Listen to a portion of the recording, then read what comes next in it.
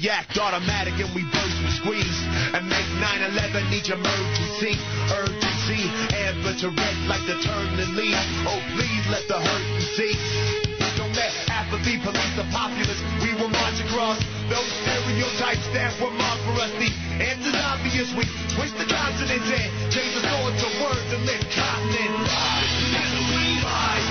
Thank you very much for joining us in the program today, folks. AmericanFreedomRadio.com and affiliates. I'm Jack Blood, your narrator, your radio gun, as always. A bunch of guys, a bunch of musicians joining us in the program, a number of 9/11 truth activists and the founders of Polygraph Radio, talking about their National Truth Tour, rolling maybe to a city near you very, very soon, tomorrow night here in Austin, Texas. Right now, I've got Sander Hicks with us. He is the founder and former editor of Soft Skull Press. That was the underground publisher that put out Jim Hatfield's book, Unfortunate Son, all about, well, George W. Bush. Sander's also a playwright. He also wrote a book about 9/11, The Big Wedding, 9/11, The Whistleblowers, and the Cover-Up. He does various reports for INN World Report. He was in a band called White Collar Crime, great punk rock band. And he also owns a coffee shop, bookstore, Vox Pop, in Brooklyn, New York. Sander uncovered some pretty good information about the Nat Geo hit piece we talked about yesterday on our program. That was 9/11 Science and Conspiracy. My article, 9/11 Junk Science and Conspiracy, the fairy tale narrative that goes down like Soma. Sander, you've got some good information on this. You were also reviewing the whatever you call it, this mockumentary, this doc agenda for the New York Post as well. Thanks for joining us on our show today. Great, Jack. Great to be back on the show.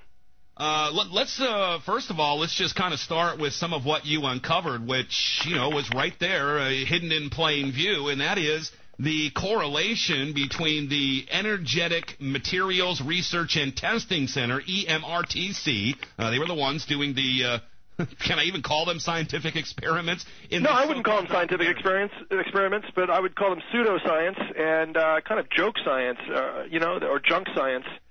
But, if you go to the Energetic Materials Research and Training Center website, in their staff listings, they have an officer there, and one of his job descriptions is he's the liaison to SAIC. So I Googled his name and SAIC to make sure that we were talking about the same SAIC, because I was like, surely they're not working with this defense contractor who's famous for being linked to Anthrax and being linked to PSYOPs.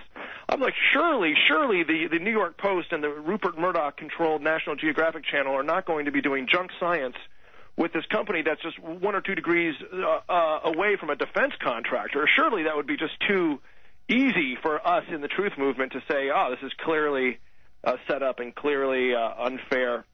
But that officer's name does come up with SAIC, and so it is SAIC who we're talking about. They're a Southern California defense contractor, Science Applications International Corporation.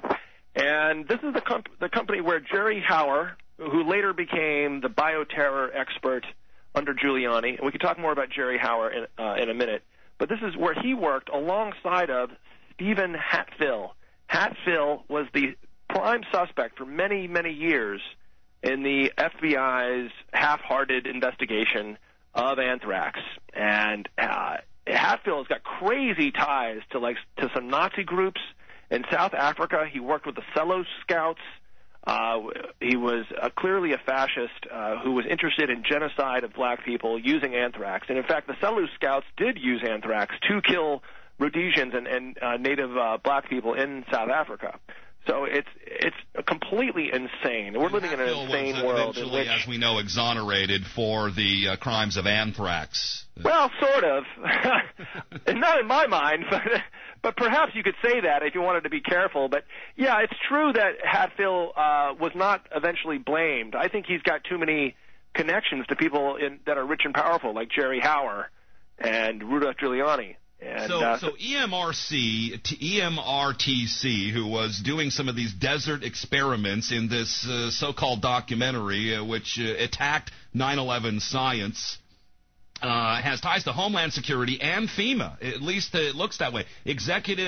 As you just said, Executive Director Dennis Hunter is their liaison. in this defense contractor CX. So, I mean, what are they trying to tell us with this, Sander? I guess they would say, well, you always point at us when we try to debunk you and say we're part of the big conspiracy, but in a way they are. Oh, absolutely. Yeah, I know the BBC likes to say that. The BBC likes to kind of divert the argument. When you ask them, how did you know about Building 7 coming down 20 minutes before it came down, the BBC's response is an Oxford debating tactic of diverting the conversation and saying, oh, are you accusing us of being a part of the conspiracy? That's ridiculous.